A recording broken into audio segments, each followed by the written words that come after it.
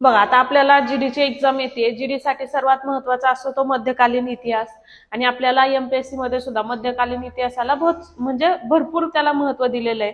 मग आता आपल्याला महत्वाचं काय तर ते जे आपल्याला वंशज विचारले जातात त्याची ट्रिक्स, बऱ्याच मुलांना ते क्रमाने लक्षात राहत नाही, त्यासाठी आपण ट्रिक्स केलेली आहे. ती ट्रिक्स काय बघा, गुल खिले तुम सब लोगे, ठीक आहे. मग आता बघा गुल खिले म्हणजे गुलवरून काय लक्षात ठेवायचं आपल्याला, गुलाम वंश लक्षात ठेवायचा आहे. गुलाम वंश कधी ते होता, 1206 ते 1290 या दरम्यान गुलाम वंश होता.